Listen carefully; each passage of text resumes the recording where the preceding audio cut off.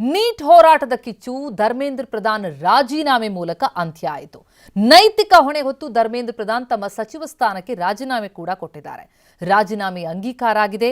ಈಗ ಪ್ರಧಾನ್ ಸ್ಥಾನಕ್ಕೆ ಜೋಶಿ ಬಂದಿದ್ದಾರೆ. ಅತ್ತ ಸಿಜೆಪಿ ಮತ್ತು ಕಾಂಗ್ರೆಸ್ ಪ್ರಧಾನ್ ರಾಜೀನಾಮೆ ಹೋರಾಟಕ್ಕೆ ಸಿಕ್ಕ ಜಯ ಅಂತಿದೆ.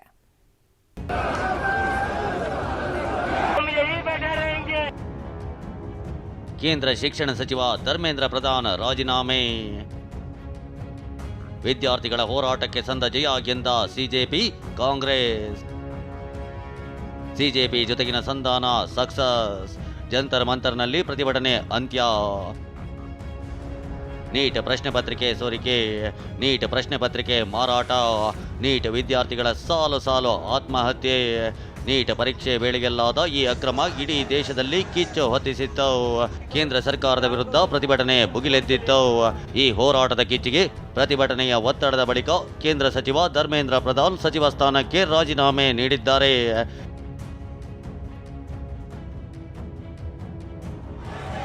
ಕೇಂದ್ರ ಶಿಕ್ಷಣ ಸಚಿವ ಧರ್ಮೇಂದ್ರ ಪ್ರಧಾನ್ ರಾಜೀನಾಮೆಗೆ ಆಗ್ರಹಿಸಿ ಭಾರೀ ಪ್ರತಿಭಟನೆಗಳು ನಡೆದಿದ್ವು. ಕಾಂಗ್ರೆಸ್ ಕೂಡ ಪ್ರಧಾನಿ ಮೋದಿ ನಿವಾಸದ ಮುಂದೆ ಬೃಹತ್ ಹೋರಾಟ ನಡೆಸಿ ಪ್ರಧಾನ್ ರಾಜೀನಾಮೆಗೆ ಆಗ್ರಹಿಸಿತ್ತು. ಅತ್ತ ಕೇಂದ್ರ ಫಾಸ್ಟ್ ಟ್ರ್ಯಾಕ್ ಕೋರ್ಟ್ ಮಾಡ್ತೀವಿ, ವಿಧೇಯಕ ತಿದ್ದುಪಡಿ ಮಾಡ್ತೀವಿ ಅನ್ನೋ ಭರವಸೆಗಳನ್ನ ಕೊಡ್ತಾ ಬಂದ್ರು.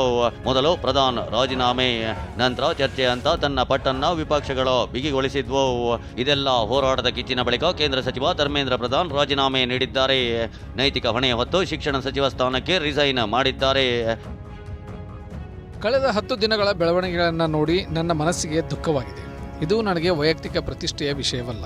ಜಂತರ್ ಮಂತರ್ ಮತ್ತು ದೇಶದಲ್ಲಿ ನಿರ್ಮಾಣವಾಗಿರುವ ಪರಿಸ್ಥಿತಿಯ ಲಾಭವನ್ನು ರಾಷ್ಟ್ರ ವಿರೋಧಿ ಶಕ್ತಿಗಳು ಪಡೆಯಬಾರದು. ದೇಶದ ಏಕತೆ ಹಾಗೇ ಉಳಿಯಬೇಕು. ಭಾರತದ ಯಾವುದೇ ಒಬ್ಬ ವಿದ್ಯಾರ್ಥಿಯ ಭವಿಷ್ಯವು ಕಾನೂನು ತೊಡಕುಗಳಲ್ಲಿ ಸಿಲುಕಬಾರದು.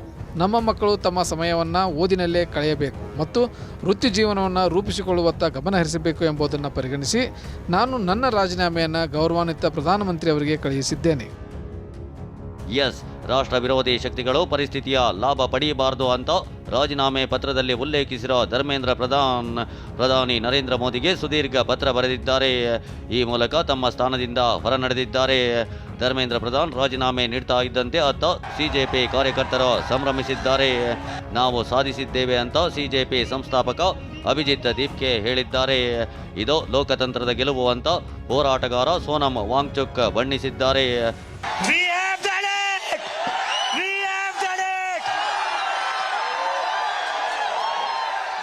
धर्मेंद्र प्रधान ने रिजाइन कर दिया है.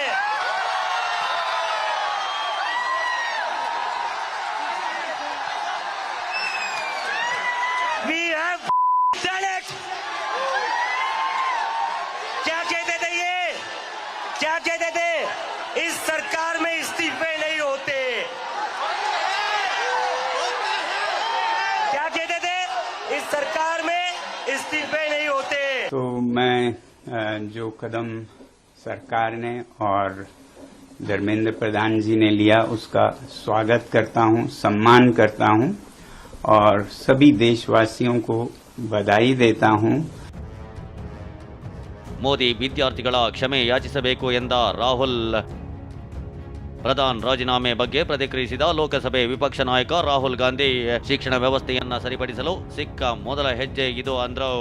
ಈ ಆಡಳಿತವನ್ನ ನಾವು ತೊಡೆದು ಹಾಕೋಣ ಎಂದಿರೋ ರಾಹುಲ್, ಹಲ್ಲೆಗೊಳಗಾದ ವಿದ್ಯಾರ್ಥಿಗಳ ಬಳಿ ಮೋದಿ ಕ್ಷಮೆ ಯಾಚಿಸಬೇಕು ಅಂತ ಆಗ್ರಹಿಸಿದ್ದಾರೆ.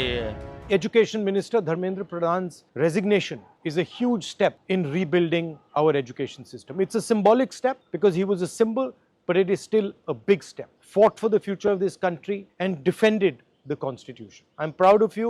Well done. Daro mat. Let's get rid of this regime that is attacking India, destroying our Constitution, capturing all our institutions. Students की 2 और मांगे थी, उनको नहीं भूलना है.